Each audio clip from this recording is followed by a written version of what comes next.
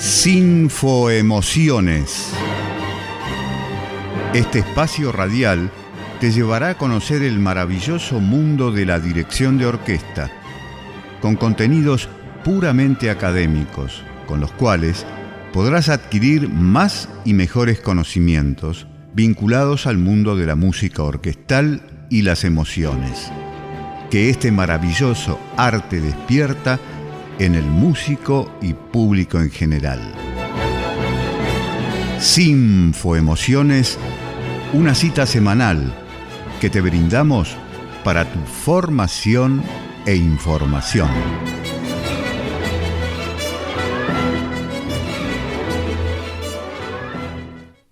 Hola, muy buenos días, muy buenas tardes, muy buenas noches. Como siempre les digo, te digo a vos que nos estás escuchando desde tu país, en diferentes horarios, porque este programa, además de ser emitido en vivo, también queda grabado y lo puedes escuchar y compartir aspectos de la técnica neurodirectorial junto con nuestro amigo y maestro Francisco Navarro Lara, que dirige hace muchos años agrupaciones sinfónicas y que tiene amplios conocimientos. Y por sobre todas las cosas hay algo que es fundamental. Es una persona generosa. Generosa porque no se guarda nada de lo que sabe y todo lo comparte. Entonces, quienes estamos y tenemos el privilegio de ser alumnos, sabemos que vamos a encontrar siempre una respuesta interesante, una respuesta aleccionadora respecto de nuestra inquietud. Bueno, hoy iniciamos el programa con vamos a desarrollar el programa con una serie de inquietudes, obviamente centradas en la dirección de orquesta, banda y coro, y específicamente cuyo eje es la técnica neurodirectorial. Vamos a darle la bienvenida al maestro Francisco Navarro Lara, uniendo Argentina, desde aquí les estoy hablando, y bueno, España, merced a la tecnología. Maestro, ¿cómo le va a usted? Es un placer nuevamente estar charlando de estos temas que nos apasionan.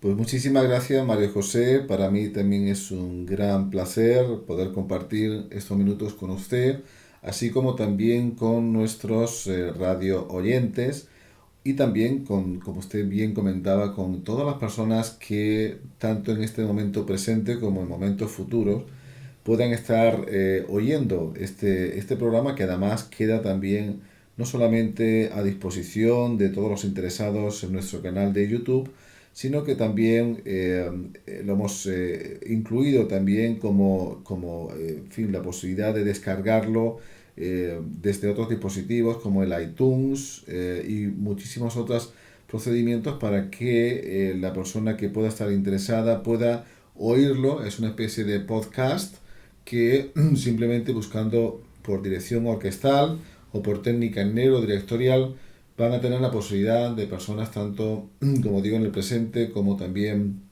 en el futuro, poder tener acceso a toda esta información que sin duda nosotros compartimos con la mejor de las intenciones y por supuesto con la máxima generosidad de la que podemos hacer gala, ¿no? Sí, y lo interesante de todo esto es que cada una de las cuestiones que vamos desarrollando, también debemos mencionar que los colegas Eva de España y nuestro amigo Andrés de Colombia, que realizamos el programa martes a martes, estamos, digamos, extrayendo los contenidos de bibliografía que ya fue generada en la Escuela Francisco Navarro Lara. Usted es autor y además varios de los alumnos son coautores también Así que, digamos, tenemos mucho material a través de esa bibliografía, son varios los libros. Yo siempre invito a que se acerquen y puedan acceder, están en forma online, están en forma física, las 7 claves de la técnica neurodirectorial, el milagro de dirigir la orquesta sin las manos. Bueno, el primer libro en realidad conocido, que es un manual de la dirección de orquesta y de la técnica neurodirectorial extraordinario. Bueno, el Vademecum, que es extraordinariamente aleccionador. Así que bueno, todo ese contenido nosotros lo desarrollamos durante los programas, tanto Eva como Andrés, como quienes habla Mario. Bueno, y hoy entonces, un poco desarrollando la temática de la dirección, quería comenzar haciéndole una pregunta, maestro. ¿Podemos hablar de una diferencia gestual y comunicacional desde el lado del director de orquesta cuando se está frente a una orquesta sinfónica, a una banda o a un coro? ¿Existe alguna diferencia, digamos, de la gestualidad y de todo aquello que se utilice para la comunicación? Pues la respuesta es sí y no, y me explico. La técnica de dirección de orquesta, eh, digamos que está condicionada por el instrumento que tenemos delante de nosotros, por el tipo de sonido que genera el instrumento que tenemos delante de nosotros. Lógicamente, una orquesta sinfónica genera una cualidad del sonido diferente a la que genera una banda sinfónica o la que puede generar un coro. En ese deseo de que nosotros tenemos que adaptar nuestro gesto al aproximarlo lo máximo posible a la cualidad del sonido que queremos generar, lógicamente el gesto va a ser diferente porque la cualidad del sonido del coro, de la banda sinfónica, de la orquesta sinfónica es diferente. Incluso también influye la propia técnica instrumental. La forma en la que se tienen de tocar los instrumentos de arco, pues lógicamente también va a darnos pie a utilizar un tipo de gestos que sin duda puedan ayudar también y puedan ser congruentes con esa técnica de producir el instrumento en estos instrumentos, igual que por ejemplo en un coro, pues el tener que respirar y el tener que emitir el sonido cuando se canta, pues también eso nosotros nos pueden inspirar para buscar gestos especiales que muestren con la mayor fidelidad posible la representación sonora del sonido que queremos. Entonces, en ese sentido es en el que decía que efectivamente la técnica es diferente. Pero también decía que la técnica es igual porque el origen es exactamente el mismo. O sea, el fundamento de la técnica de dirección no es otro sino la de transmitir pues no solamente unas informaciones dirigidas hacia el cerebro pensante en cuanto, por ejemplo, a esquemas de compases, en cuanto a dar entradas, etcétera, sino que también pues en cuanto a la cualidad del sonido, en cuanto a la emoción. Entonces, nosotros, ese es el origen de la técnica de dirección, por lo tanto, solamente hay una técnica de dirección, pero esa técnica de dirección se acomoda al instrumento que tenemos que dirigir y por lo tanto, dependiendo de la cualidad del sonido del instrumento que vayamos a dirigir, lógicamente nuestra técnica de dirección va a diferir. Podemos, por ejemplo, decir que si imaginemos que estamos dirigiendo una orquesta sinfónica, y en un momento dado solamente se quedaran los instrumentos de viento y percusión, la técnica que vamos a utilizar sería exactamente igual que la de una banda sinfónica, porque los instrumentos de la orquesta de viento y percusión van a generar el mismo tipo de sonido que los instrumentos de una banda sinfónica. Sin embargo, por ejemplo, cuando tengamos que dirigir el gesto hacia los instrumentos de arco, pues nuestro gesto, que de una forma u otra va a estar influido por la propia técnica con la que se tocan esos instrumentos, pues ese tipo de gesto va a ser diferente a si hiciéramos ese gesto para instrumentos de viento. Por lo tanto, la técnica se adapta tanto a las características tímbricas y sonoras del instrumento como también a las características de producir el sonido, la forma de producir el sonido por parte del instrumento, y por lo tanto, siendo la técnica exactamente la misma, a la hora de la realidad, como la información que vamos a recibir es diferente de un instrumento a otro, nuestro gesto va a variar. Estamos hablando, por supuesto, de matices muy pequeños, pero efectivamente se va a acomodar, por decirlo así, al instrumento. Por lo tanto, la respuesta sería que sí y que no. Claro. Sí, no, está. Yo creo que por ahí, cuando uno está dirigiendo un coro, también tiene que interpretar el texto. Entonces, es de gran ayuda cómo va a expresar la frase musical, ¿no? A diferencia de los instrumentos, ¿no? No sé, mi modesta experiencia, ayuda mucho la letra cuando uno la interpreta y sabe de qué se trata, cómo va a fluir la música en todo caso, a diferencia de los instrumentos. Bueno, excelente, maestro. Tengo una pregunta mirando una partitura, bueno, conocidísima, el trabajo que desarrolla la Escuela Francisco Navarro Lara, preparando a sus alumnos, enseñándoles bueno, todos los aspectos de una sinfonía, nada menos que como la séptima de Beethoven, su segundo movimiento, bellísima, bellísima toda la sinfonía, pero particularmente ese segundo movimiento me parece excelso, no sé, particularmente, ¿no? Yo les quiero preguntar respecto, esto es muy puntual, ¿no? Y apelo a su excelente memoria. Hay, bueno, un fragmento donde comienza un fugado, Sí. donde el tema, usted ya se ubica, Sí. porque la conoce de atrás para adelante, de adelante para atrás. Bueno, y donde va tomando las voces, bueno, violines, violas, Sí. y va generando con semicorcheas. A mí me suena como a un diálogo, una cosa que va transcurriendo entre unos y otros en voz baja y con un clima de tensión, no sé, Sí, algo así, ¿no? sí, Pero efectivamente. ¿cómo lo interpreta usted y qué le diría al músico, qué le pediría en ese fragmento específico que justamente es de a cuatro compases que se va dando? A los amigos oyentes me gustaría que, si tienen la oportunidad les pido disculpas porque no estoy precisando qué compases es, pero si se fijan o lo escuchan se van a dar cuenta. ¿Qué tipo digamos, de mensaje usted le daría puntualmente a ese fugado, que entiendo que ya no pasa por lo emocional, sino que como compositor Beethoven aplicó más la intelectualización Sí. de ese párrafo? Sí, bueno, a ver, ese pasaje concreto, ese segundo movimiento de la séptima sinfonía, se puede analizar o bien con una forma sonata o bien como un tema con variaciones. Si lo analizamos como forma sonata, ese pasaje al que usted hace referencia correspondería a la sección del desarrollo.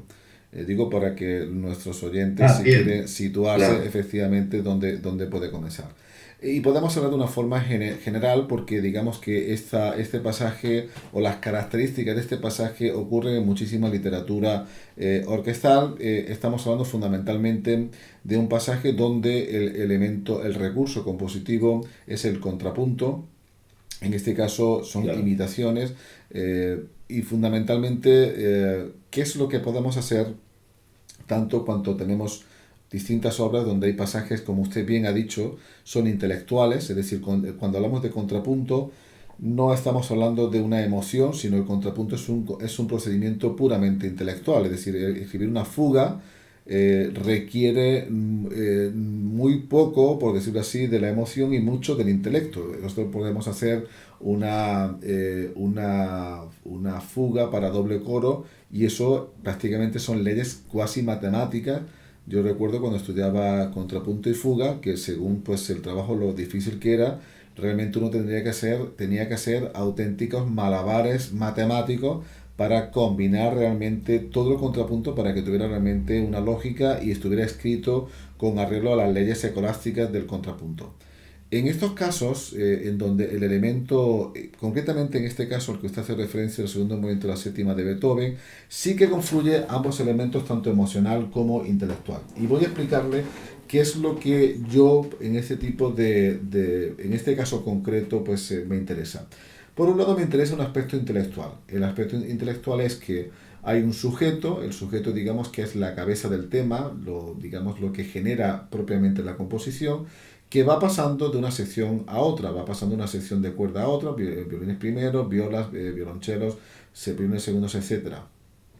Es importante que donde aparezca el sujeto sea claramente distinguible, porque al mismo Claro, tiempo que el sujeto hay unas partes libres, partes que se llaman libres, que si están dosificadas en el mismo nivel de intensidad que el sujeto, al final no se entiende absolutamente nada.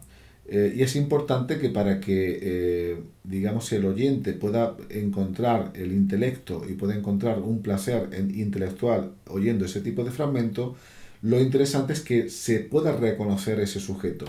¿Qué es lo primero que hago para que ese sujeto se pueda reconocer? Pues lógicamente la primera tentación que uno tiene es pedirle a la sección instrumental que lleva el sujeto que toque algo más fuerte.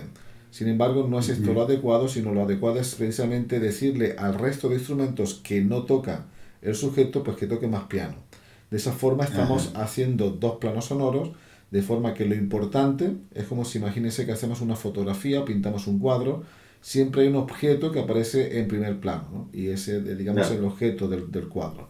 Pues de esa forma nosotros vamos a separar el fondo, que sería esas partes de acompañamiento, partes libres, tocando en una dinámica más piano, de forma que siempre que aparezca el sujeto, ese sujeto va a tener más relevancia. Ocurre que, por ejemplo, violines primeros pueden comenzar los primeros cuatro compases haciendo el sujeto, pero al compás quinto ya no hacen sujeto, sino que hacen partes libres. A partir del compás quinto tengo que pedir a los violines primeros que toquen más piano para que cuando el siguiente instrumento que lleve el sujeto tenga que exponerlo, no lo tape en cuanto a dinámica, sino que aparezca siempre de forma más clara. Por lo tanto, es una primera cosa que trabajaría, digamos, este tema de los planos sonoros para que el oído humano pueda identificar cómo esa idea va pasando de un instrumento a otro, porque si en el contrapunto hacemos todo exactamente igual, al mismo nivel, al final no se entiende absolutamente nada. Yo creo que es importante, como decía un director escénico muy amigo mío, que cuando una persona va al teatro a ver una obra teatral, por lo menos lo que quiere es entender qué es lo que está diciendo el actor, ¿no? Y de la misma forma podemos aplicar, es decir, cuando una persona va a un concierto, por lo menos debe entender pues cuáles son las ideas fundamentales que tiene una obra. Si todo aparece expuesto de una forma azarosa, pues al final uno termina la obra y no se ha enterado absolutamente nada. Y esto incluso María José algunas veces ocurre de una forma inconsciente, es decir, no necesariamente el que está oyendo se está dando cuenta conscientemente de que va identificando los temas, pero su cerebro de forma inconsciente sí que siente placer cuando encuentra una lógica en lo que está oyendo, y la lógica se encuentra cuando tú vas a estar viendo que un tema va apareciendo por aquí o por allí.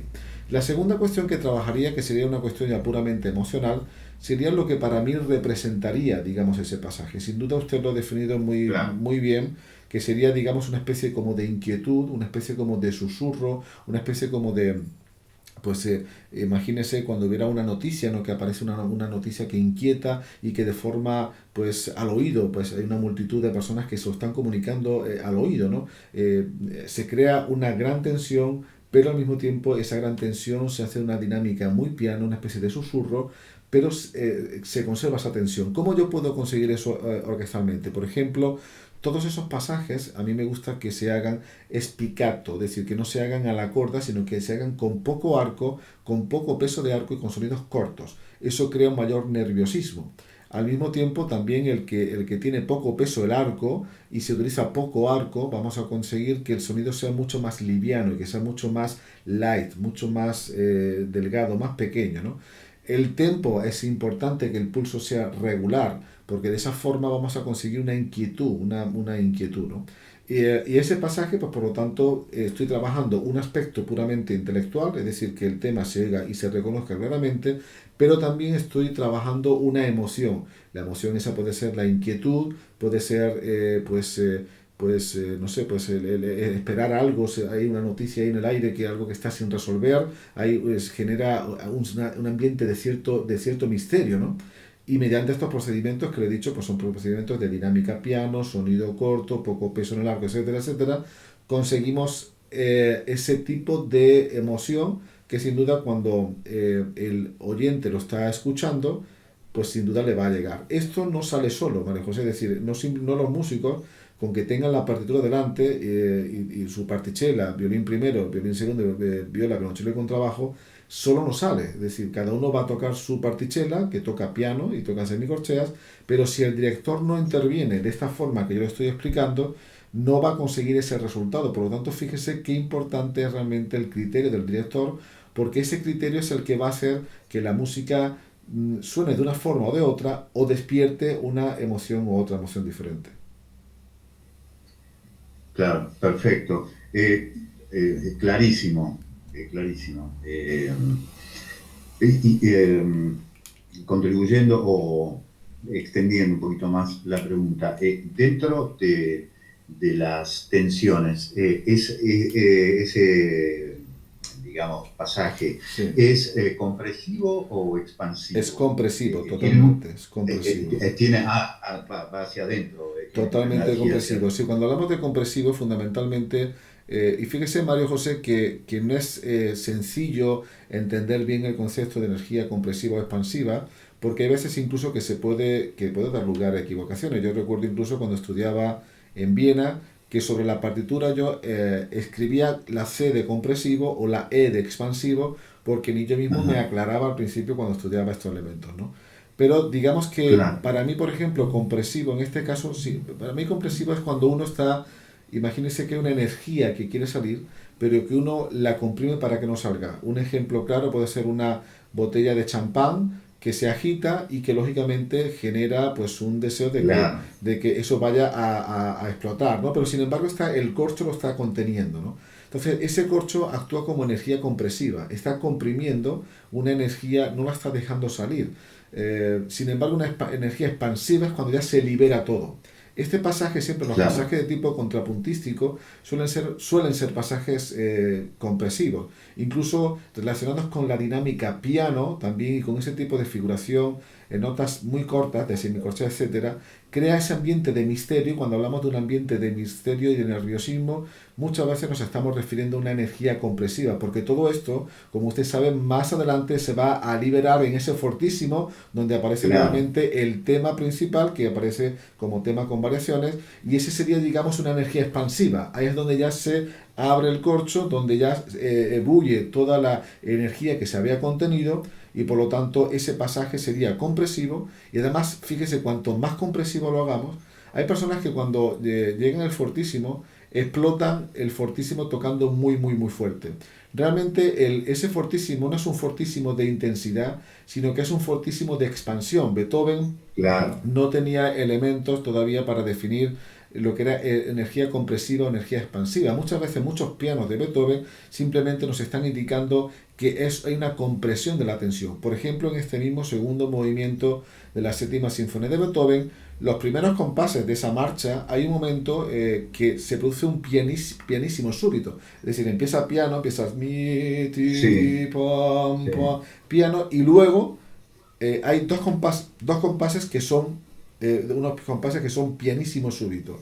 ¿Qué diferencia hay entre esos compases pianísimo súbito y el compás de piano anterior? Fundamentalmente es una cuestión de compresión, hay una energía Con- mucho más claro, comprimida. Por ejemplo, en los crescendos de Beethoven muchas veces no es un crescendo tanto dinámico como un crescendo de pasar de una energía compresiva a una energía expansiva, o al contrario, hay diminuendos que realmente lo que significa es una compresión brutal de la energía. Pero en este caso concreto el director tiene que dirigir como si estuviera de alguna forma sujetando una energía que tiene una potencial de crecer, de explotar, pero que vamos a ir aguantando, vamos sujetando hasta que llegue un momento que en un crescendo prácticamente de dos compases pasamos de pianísimo a fortísimo. Y realmente lo que hemos hecho, lo que ha hecho Beethoven en este caso es descorchar la botella de champán y permitir que toda esa gran tensión que hemos generado con esa energía compresiva ahora súbitamente se libere. Y el efecto va a ser mucho mayor en función de cómo seamos capaces de generar ese ambiente compresivo. Sí, a mí me resulta muy interesante el ejercicio de escuchar y focalizar la atención en los pasajes de cualquier obra, digo, ¿no? Sí, Sinfónica, para tratar de adiestrar, bueno, en este caso lo hago para tratar de adiestrar mi oído y mi sensibilidad a ver si es compresivo o expansivo. Me sí, resulta muy entretenido poder sí, hacerlo, ¿no? sí, Hasta me permito modestamente recomendable, no sé si usted sí. comparte la idea, pero me resultó muy interesante. Debería después preguntar si es correcto lo que voy percibiendo, ¿no? Como para que alguien respondan, ¿no? Pero me gusta, es como un juego, ¿no? Que Sí. hago conmigo mismo a ver si es compresivo ese pasaje o es expansivo. Así que, Pero bueno, no, simplemente. la respuesta, María José, es que siempre usted va a acertar. Es decir, porque no hay una... Es decir, esto no es matemático. Hay pasajes que a usted le pueden resultar compresivos y a mí me pueden resultar expansivos. Y esto es realmente lo impresionante que tiene la música, la interpretación y la posibilidad de ser director de orquesta. El que el propio director le puede... Yo puedo dirigir, lo hemos hecho en algún ejercicio en clase, y lo haremos por supuesto durante nuestro encuentro anual de alumnos que tendrá lugar en este próximo mes de agosto. Un pasaje dirigirlo con energía compresiva, con energía expansiva y con energía estática. Y se puede hacer perfectamente. Lo interesante de todo este experimento es que suena de forma diferente, siendo el mismo pasaje, siendo las mismas notas, siendo los mismos músicos. Entonces, Claro. siempre, si a usted hay un pasaje que le resulta compresivo, siempre estará en lo cierto, porque son sensaciones de tipo totalmente subjetivas. Por eso yo decía que, eh, fíjese, cuando hablamos de la física cuántica, usted sabe bueno, pues parece ser que el propio observador influye en la realidad de los acontecimientos. Se ha visto como en las partículas pequeñas, en las partículas pequeñas de los átomos, cuando se ha descubierto que cuando no se está observando, digamos que una partícula puede ir a cualquier sitio, sin embargo, cuando se observa, la partícula va orientada hacia donde uno tiene su mirada puesta, ¿no? Ocurre igual, y podemos hablar de una interpretación cuántica en este sentido. La forma que tiene el intérprete de ver el pasaje influye en el resultado final. Por lo tanto, una obra, esta séptima sinfonía de Beethoven, Beethoven simplemente, como hemos comentado en alguna ocasión, ha sido quien ha organizado los sonidos y quien lo ha escrito en un papel. Pero la obra no llega a tener una realidad hasta que no es interpretada por alguien. Y cada vez que se interpreta es diferente. Por lo tanto, es un Claro. ejemplo claro de lo que sería una música cuántica. Es decir, solamente la música es posible en el momento en el que se está haciendo y es totalmente dependiente de cómo el intérprete tiene puesto su enfoque. Qué maravilloso que es, ¿no? Porque qué maravillosa que es la música que nos da Sí, esa posibilidad, ¿no? claro. Extraordinaria. Mire, al respecto, porque parece organizado, pero no le aseguro que no. La tengo como pregunta, pero dado su desarrollo que usted acaba de exponer, me, eh, esto que le voy a preguntar ahora, digamos, tiene, digamos, un correlato con lo anterior, ¿no? En los aspectos racionales, usted siempre menciona que hay un 15% racional y un 85% de intuitivo, ¿no? Digo, los criterios del director, los criterios racionales que utiliza el director de orquesta para realizar una versión de una obra cualquiera, Sí. y ¿por qué difieren a veces tanto de otros directores. ¿Qué aspectos racionales, utiliza? Podría decirse el conocimiento, bueno, pero particularmente si usted tuviera que puntualizar aspectos racionales para que una versión de una obra suene de una manera y esa misma obra por otra persona dirigida suene de otra. Ujú. Bien, a ver, hay muchísimos criterios que son puramente racionales. De hecho, cuando yo hablo de la intuición, me refiero fundamentalmente a que durante muchísimo tiempo, yo en mi caso concreto, he introducido en mi cerebro una información absolutamente racional.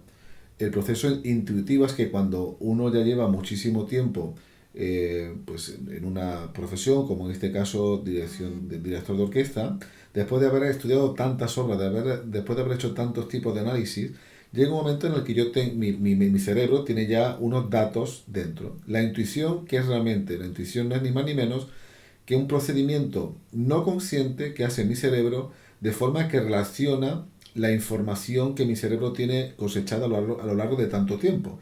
Y a mí me aparece como una especie de intuición cuando realmente lo que realmente es que mi cerebro de una forma no consciente ha relacionado distintos elementos que estaban guardados en mi propio cerebro.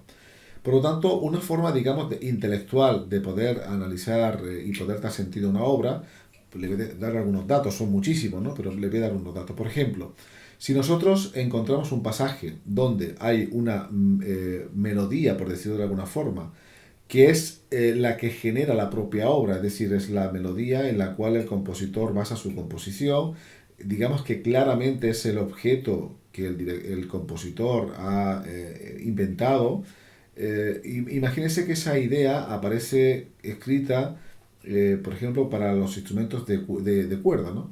Y la primera melodía, la melodía principal, aparece en violines primeros, mientras que violines segundo, violín, violonchelo y contrabajos hace un acompañamiento. Intelectualmente yo ya sé que si quiero que esa melodía se entienda, el nivel dinámico en el que se tiene que interpretar esa melodía debe ser superior al del acompañamiento, porque si se hace en el mismo grado de intensidad, pues lógicamente digamos que no aparecería de una forma más destacada, sino que aparecería un poco como emborronada, ¿no? Por lo tanto, es un criterio intelectual a la hora de decir que yo esta melodía quiero que suene un poco más. Con respecto, por ejemplo, al tempo, a la velocidad, si yo tengo una idea musical y lleva un tempo muy lento, esa idea se desfigura, es decir, pierde su esencia. Igual que si hago en un tempo muy rápido, igualmente perdería la propia esencia. Un director de orquesta, un intérprete con una experiencia, no necesitaría ni siquiera que en la partitura se le indicara a la velocidad que tiene que ejecutarse esa partitura, porque él ya sabría exactamente la velocidad que tendría que hacerlo. Y le voy a poner un ejemplo que creo que todos nuestros escuchantes van a entender.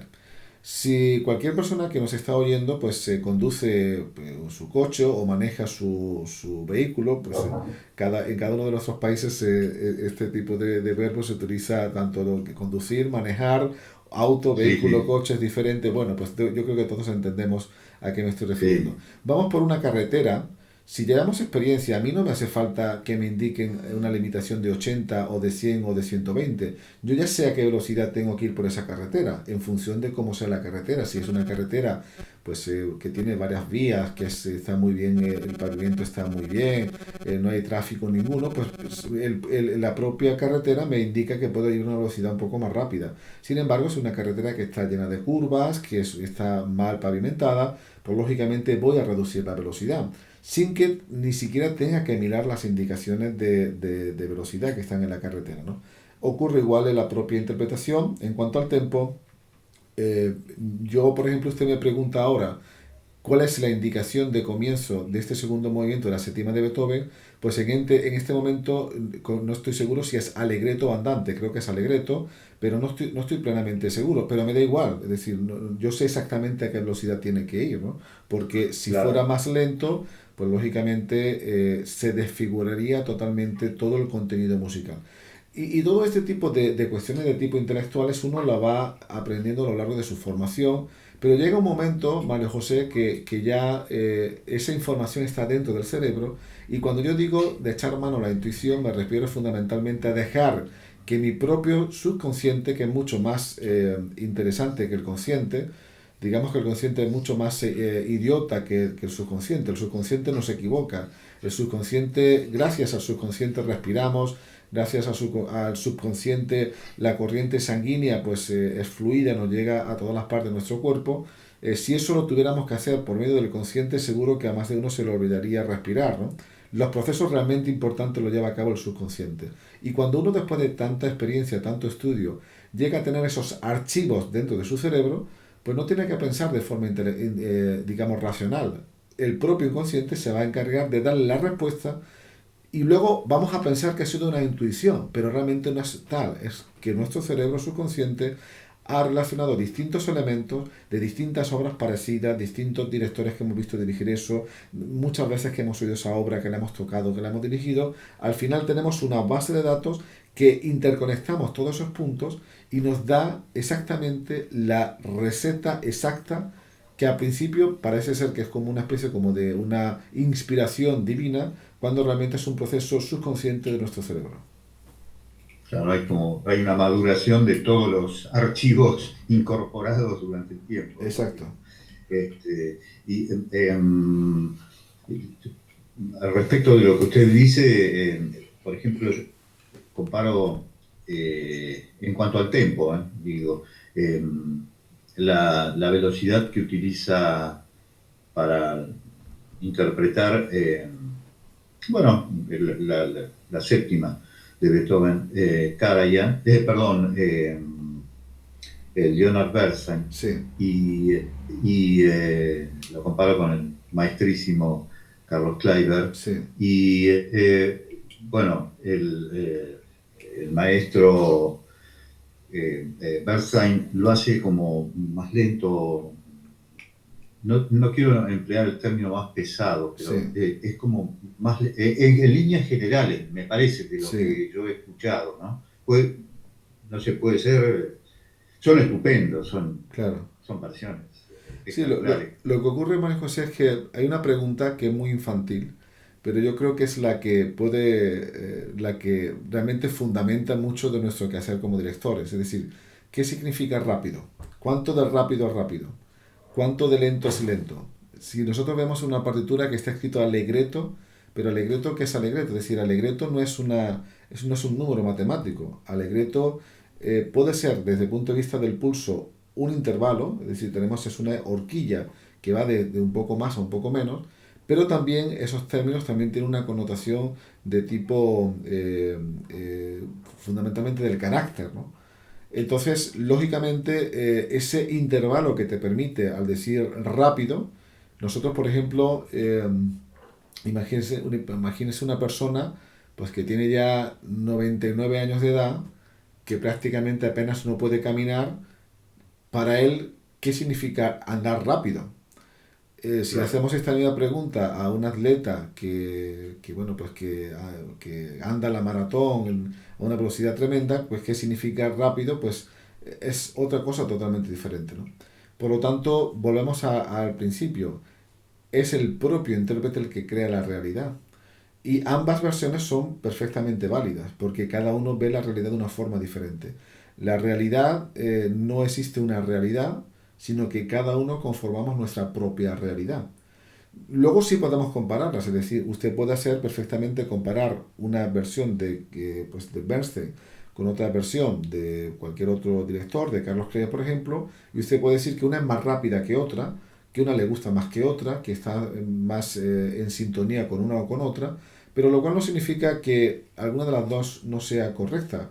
Seguro que era correcta en el sentido de que es la realidad que ve un intérprete. Y esto es realmente lo interesante, que hay motivos intelectuales. ¿Por qué? Porque la interpretación no es una cosa matemática, sino que nos da un amplio abanico de posibilidades, porque rápido no es nada concreto, igual que tampoco forte es nada concreto, sino que son términos totalmente relativos. Y el que establece esa relación es el propio intérprete, que además depende, Mario José, de muchísimos otros elementos intelectuales. Por ejemplo, la acústica. Si nosotros tenemos que interpretar, a mí me ha ocurrido, yo he interpretado la Quinta Sinfonía de Beethoven en una iglesia y yo tuve que dirigir el primer movimiento mucho, mucho más lento que con esa misma orquesta en otro concierto que hice en otro sitio, que era la acústica mucho más seco, no había reverberación, claro. Y por lo tanto influye lógicamente porque si hay alguna quinta de Beethoven en una iglesia con mucha reverberación, va tan rápido que es imposible de oírse, es decir, no se puede oír. También depende del el número de músicos que estén en la orquesta o en la cantidad de sonido que provoque esa orquesta, porque no todos los violines provocan la misma intensidad de sonido, ni todas las trompetas, ni todos los timbales, es decir, todo es algo relativo a todo. Incluso también nuestra propia forma de percibir, María José, nosotros percibimos muchas veces el tiempo de una forma diferente, es decir, hay veces que el tiempo parece como que va más rápido, hay veces que el tiempo parece que va como más lento, ¿no? Cuando nosotros estamos haciendo algo en conciencia, disfrutando, que para nosotros es algo novedoso, importante, el tiempo siempre va más rápido. Sin embargo, cuando estamos haciendo algo que nos resulta un poco más, nos gusta menos, le tenemos menos interés, el tiempo va más lento. También depende de nuestros latidos cardíacos, depende también de nuestro optimismo.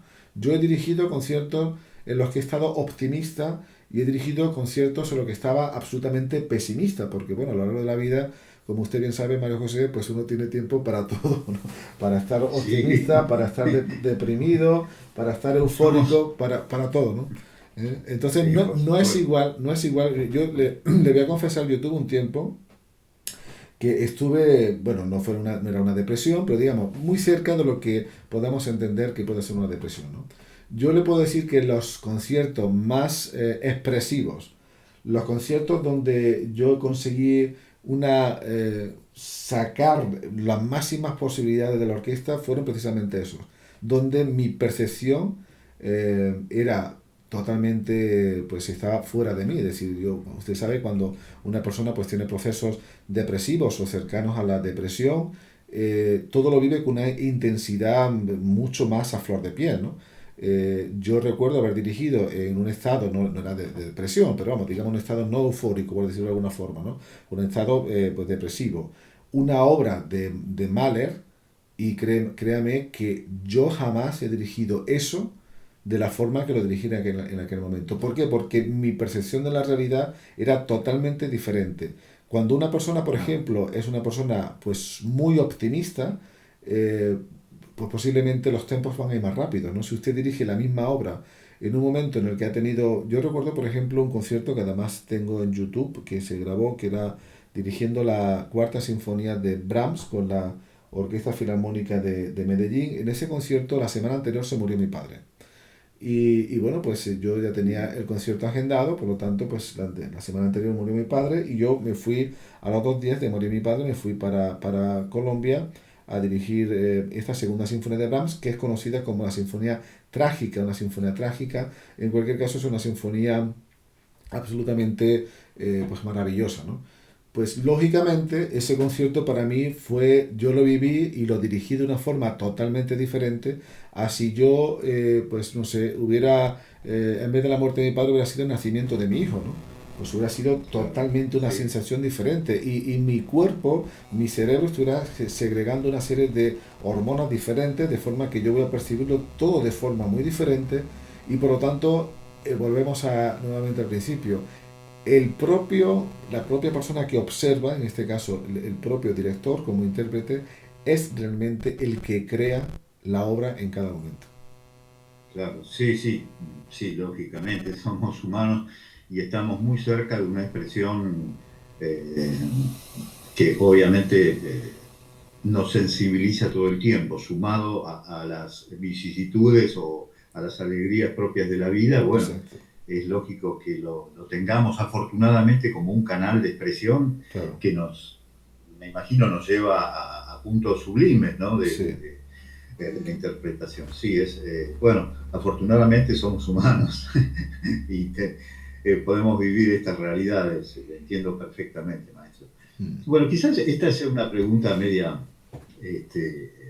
digamos, ligera, una pregunta, pero ¿usted tiene épocas en las cuales hay algún compositor predilecto, una obra predilecta, o digamos, usted se pone en profesional y todo lo que escucha, dirige, o sí?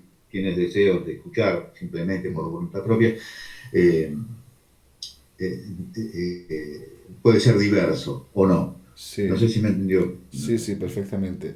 Bueno, a ver, en lo profesional, cuando estoy dirigiendo, digamos que intento hacerlo, dar lo máximo en cualquier obra que dirijo, con cualquier compositor. Es decir, para mí el mejor compositor es aquel que estoy dirigiendo en ese momento, sea quien sea.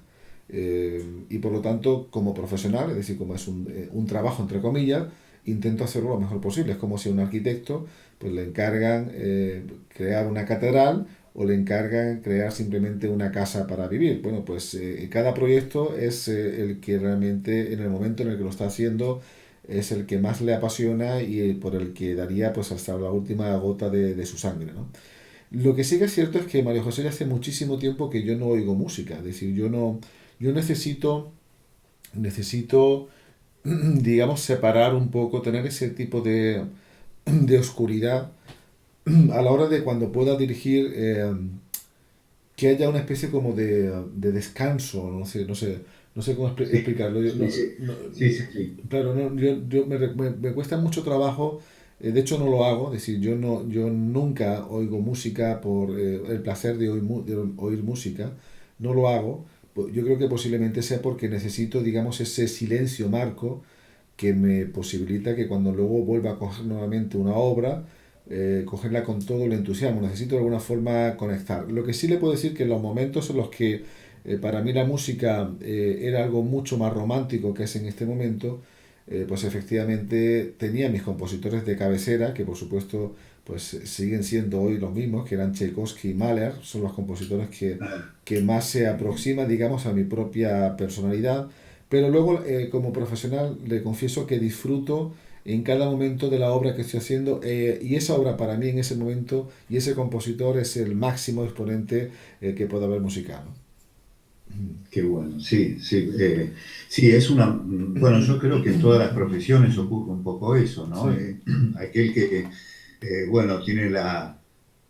Perdón, tiene eh, la profesión de ser gerente en sus tiempos libres, lo que menos desea es estar frente a papeles y computadoras y sí, contestando mails, sí, sino que se va a dedicar a una actividad sí, diferente, como mm, para, mm, es en favor justamente de la profesión, ¿no? Así sí, que completamente, es completamente razonable, ¿no? mm. Maestro, en mi pueblo le dicen avisos parroquiales. Sí, aquí Los también, avisos aquí parroquiales, también, sí.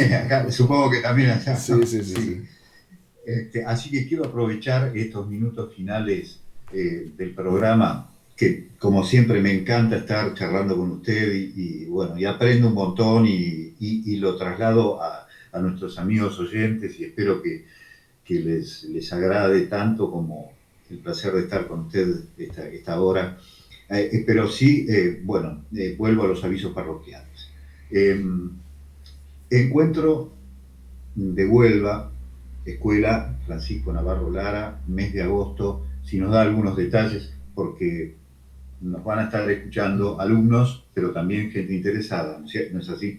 Que no forma parte de la escuela. Pues Si sí, nos puede decir algo. efectivamente, María José, la ciudad de Huelva, en el mes de agosto, se convierte, digamos, en anfitrión en este caso, pues de los directores de orquesta que vienen de más de 30 países de todo el mundo. Son alumnos de nuestra escuela, alumnos que están matriculados oficialmente en nuestra escuela, que tienen la oportunidad durante estos 5 días, concretamente en este año 2016, el encuentro será del día 9 al día 15 de agosto, pues tendremos la oportunidad de poner en práctica todos los conocimientos que hemos ido adquiriendo durante el curso.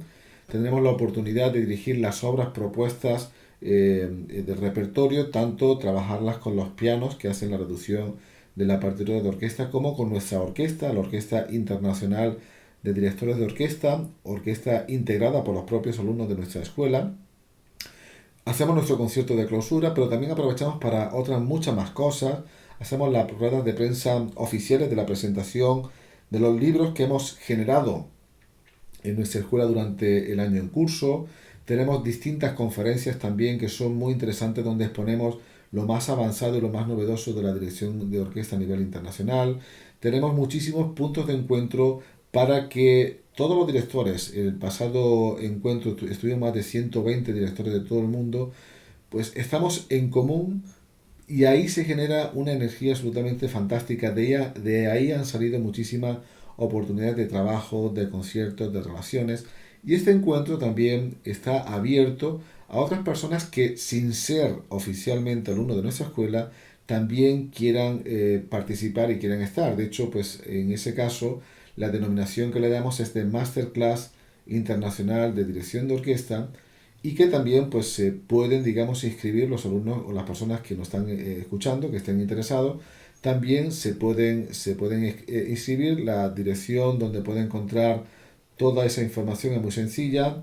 Es nuestra dirección principal, que es musicum, terminado en mdmadrid.net/, y era todo seguido y junto, Masterclass, con dos S, Navarro Lara, es decir, musicum.net/ Masterclass, con dos S, Navarro Lara, todo junto, y ahí podrán encontrar información de lo que hemos denominado pues las 35 horas de oro puro, donde vamos a estar compartiendo más de 100 directores de orquesta de todo el mundo, las nuevas técnicas, el nuevo repertorio, trabajando con pianos, trabajando con orquesta, haciendo conciertos, conferencias y sobre todo la convivencia entre todas estas personas que vienen, muchos de ellos de países muy lejanos, que traen una gran energía, que esa energía se potencia estando todos juntos, de forma que siempre, siempre, siempre, cuando termina el encuentro, en lo que coincidimos todos es que la energía que conseguimos acumular durante esos días nos sirve para, y nos da de sí para que el resto del año podamos seguir trabajando con el ímpetu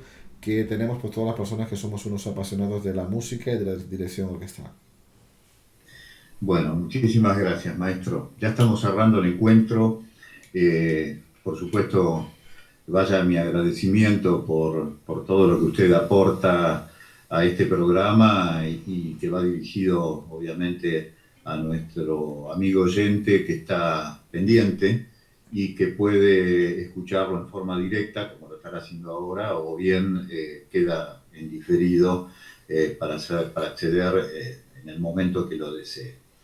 Sinfoemociones es el encuentro que semanalmente nos da cita en este punto del dial, de la línea online, la charla con el maestro Francisco Navarro Lara, a quien le agradezco profundamente, maestro. Sinceramente, estrecho un abrazo desde Argentina, extensivo a su familia, y bueno, y con el deseo de volver a encontrarnos dentro de una semana, un par de días más, ¿no es cierto? Pues efectivamente, María José, para mí también es un gran placer. Le felicito absolutamente por todo lo que aporta a este programa. Además, bueno, yo creo que se nota, pues que me hace preguntas que son no solamente muy interesantes, sino que además me apasionan. Yo no sé si se me nota en las respuestas, pero bueno, tampoco es tan habitual encontrar personas que pongan el dedo en la llaga y realmente te hagan responder con arreglo a muchas cuestiones que incluso uno no ha intelectualizado, pero que sin duda le ayuda a reflexionar y a darse cuenta al final que digamos que todo este universo neurodirectorial que nosotros venimos trabajando, pues cada vez tiene mayor sentido. Hoy hemos descubierto, yo pienso en este programa de radio, cómo el propio intérprete es el que está generando la obra, ¿no? Y yo creo que esto es algo tan importante que si realmente nuestros radio oyentes reflexionan sobre ello, yo creo que sin duda le puede cambiar radicalmente no solamente su forma de entender la música, sino también su forma de comunicarse. Así que muchísimas gracias, María José. No, por favor. Y si faltaba un cierre sintetizando, estas últimas palabras suyas son excepcionales y deben quedar como legado en los tiempos, ¿no? Porque es tal cual usted lo ha expresado con una frase prácticamente. Un abrazo. Un abrazo a vos que nos escuchaste y bueno, te invitamos a seguir compartiendo tanto el programa que conduce Andrés desde Colombia como Eva desde España, que siempre vas a encontrar algún elemento que te ayude a mejorar. Esa es la intención, ¿no? Todos aprendemos, los que estamos aquí de este lado y vos que estás del otro lado del dial. Un abrazo. Nos vemos, o nos escuchamos, mejor dicho, dentro de una semana. Adiós, un abrazo.